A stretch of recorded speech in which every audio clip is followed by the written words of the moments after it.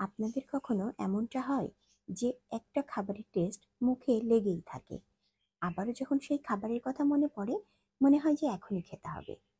জি প্রিয় দর্শক, এমনই একটি রেসিপি নিয়ে আপনাদের জন্য চলে এসেছি, ব্রেড মালাই। এই মজাদার রেসিপিটি চলুন শেয়ার করে নিন। কিছু চিনি একটি প্যানে নিয়ে নিচ্ছি। 4 টেবিল চামচ চিনি নিয়েছি, তার সাথে সামান্য একটু পানি দিয়ে ক্যারামেল করে নিব। ক্যারামেলটা একেবারে পুড়িয়ে ফেলা যাবে না, তবে যখন ডিপ গোল্ডেন কালার চলে আসবে তখন আগে থেকে 1 কেজি দুধ জাল করে রেখেছিলাম, সেই দুধটা দিয়ে দিচ্ছি। দুধটা দেওয়ার পরে একটু শক্ত শক্ত হয়ে যাবে ক্যারামেলটা, কিন্তু ভয় পাওয়ার কিছু নেই, আস্তে আস্তে মিলে যাবে।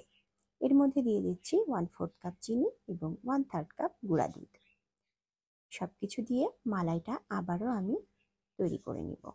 দুধটা জাল হতে হতে ঘন হয়ে আসলে সেটাই আমরা মালাই বলে থাকি। এদিকে কিছু ব্রেড নিয়েছি। ব্রেডগুলার চারিপাশের যে ব্রাউন কালারের শক্ত অংশটা থাকে সেটা আমি কেটে নিচ্ছি। আপনারা চাইলে এই অংশটা রেখেও মালাই পুডিংটি করতে পারেন। আমি কেটে নিচ্ছি চারিপাশ ঘুরিয়ে ঘুরিয়ে। এভাবে সবগুলা ব্রেড আমি কেটে নিব। এখন প্যানের উপরে কিছুটা ঘি গরম করে এপিঠ এবং ওপিঠ হালকা করে সেঁকে নিব। খুব বেশি সেঁকবো না এবং খুব বেশি ঘিও দিব না।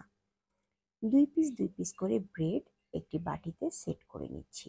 এখন উপর থেকে সেই ঠান্ডা মালাইটি আমি ঢেলে ব্রেডটিকে ঢেকে দিব। পাশে বেশ কিছু মালাই চলে আসবে, সেগুলা একটি চামচের সাহায্যে উপরের দিকে উঠিয়ে উঠিয়ে দিব, যাতে করে ব্রেডের সব টুকরাগুলা খুব সুন্দরভাবে মালাইয়ের মধ্যে ভিজে যায়। এভাবে সব ব্রেডগুলার উপরে মালাই দেওয়ার পরে উপর থেকে কিছু কাঠবাদাম এবং কিশমিশ ছিটিয়ে দিচ্ছি। এই পর্যায়ে আমি 3-4 ঘন্টার জন্য ফ্রিজের নর্মাল চেম্বারে রেখে দিয়েছিলাম। এখন পরিবেশন করে নিব। এই ব্রেড মালাইটা কি যে মজার এবং এতটাই সহজ এই রেসিপিটি বানানো।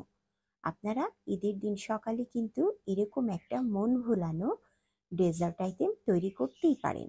আর আমার রেসিপিটি যদি ভালো লেগে থাকে, লাইক, কমেন্ট, শেয়ার দিয়ে সীমাস কুকিং লাইফের সাথেই থাকবেন।